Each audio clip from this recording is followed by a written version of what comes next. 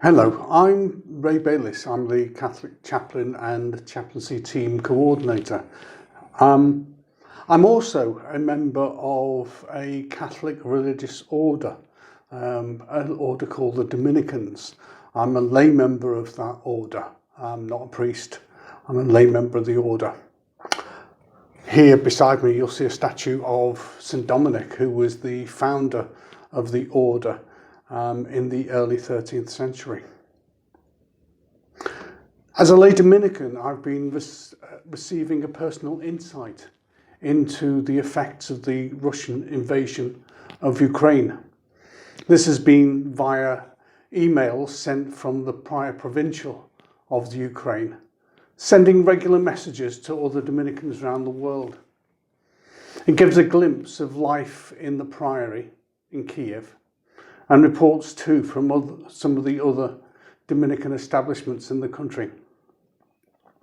Ukraine is a much more religious place than is the UK, and whilst the majority, 67%, are Orthodox, with there being a number of Orthodox churches including a separate Ukrainian Orthodox Church and churches with allegiance to the Patriarchate of Moscow, there are a significant number of Catholics too, about 10.5%. These are mostly members of the Ukrainian Greek Catholic Church, which is an Eastern church in communion with Rome. But there are also Roman Catholics, including Dominican friars, sisters, and lay Dominicans. And here next you'll see a map which indicates where they were to be found before the invasion.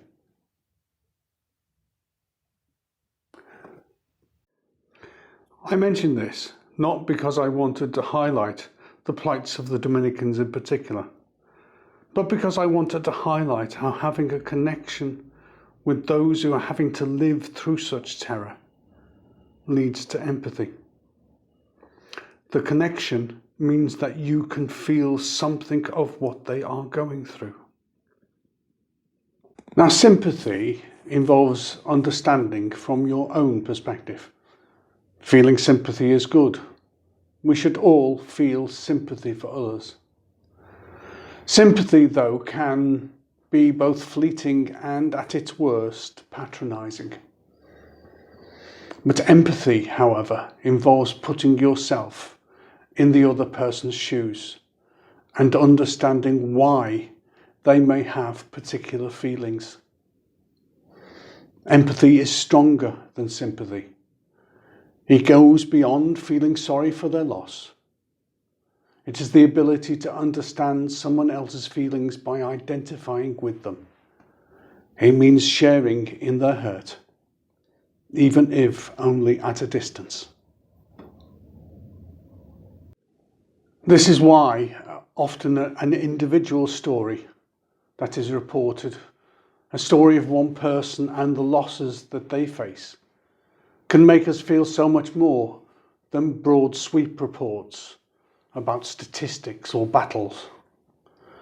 Think of the effect a picture of a dead refugee child on a beach has had on the social conscience compared to impersonal reports of sinkings and migrant deaths at sea. In today's society, there is so much pressure to think primarily of yourself. But we can all make connections that enable us to feel closer to others. That is the way we are made by God. Not made to live individualistic lives. Not made so that the most important thing in life is me and my selfish desires. But made for community. Made for friendship. Made for love. In the end, we are made for communion with Him who is love. St. Thomas Aquinas defines love as willing the good of the other as other. In other words, it is without selfish motivation. In this, he echoes the words of St. Paul in 1 Corinthians. Love is never jealous, never boastful or conceited, never rude or selfish. When we look at the developing situation in the Ukraine, let us do so with empathy and love. Let us make the connections that help us to feel. As Christians, we are all bound together as brothers and sisters in Christ. Our common humanity bounds us no matter what our belief. There may not be much we can do. Perhaps make a donation to help with the relief. But as we come closer to Holy Week, we can and should pray for all of those caught up in the conflict. In love, to the God of love, whose empathy on Good Friday knew no bounds on the hill of Calvary.